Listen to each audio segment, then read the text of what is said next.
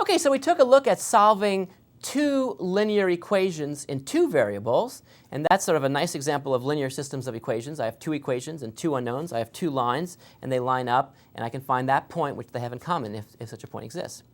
But when you think of linear systems, we don't have to just confine ourselves to sort of two equations in two variables. What we can think about are actually more equations in more variables.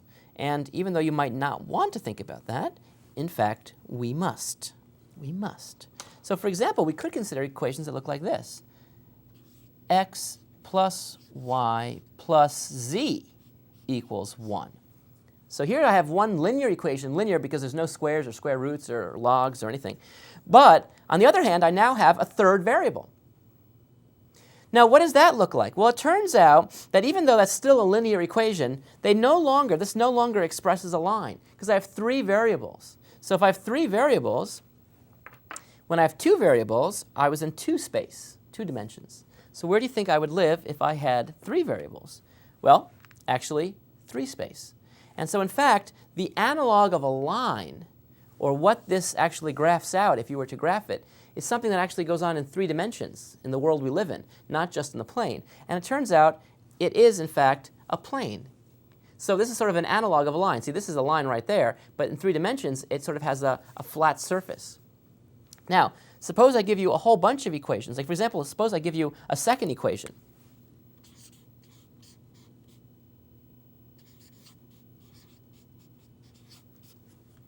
Well, if I give you two equations of this form, that means I have two planes coming together.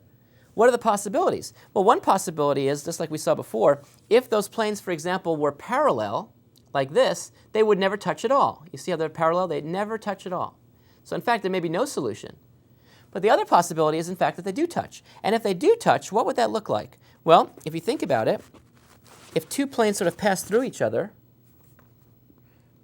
they would intersect, and they would intersect along a line. So in fact, here we would see the intersection actually be a line. So there wouldn't be just one answer to these two equations being satisfied, but in fact there would be a whole line of solutions, infinitely many solutions, and they would all live on that line. So we'd get a line equation for an answer because there are infinitely many possibilities. So that's what happens if we have two equations in three unknowns. But what if I add a third equation? So suppose I added the equation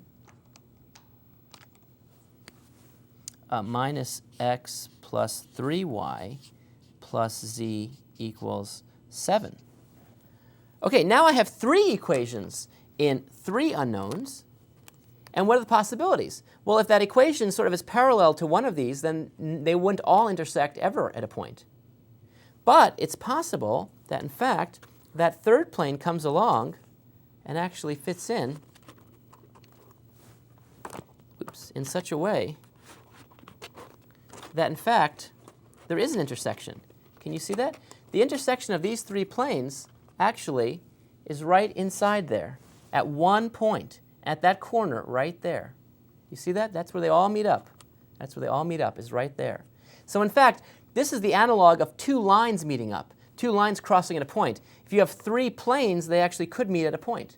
And so now the question is, how do we find that point where they all meet? So you want to solve now three equations in three unknowns. They're all linear, and the methods we saw before will actually work.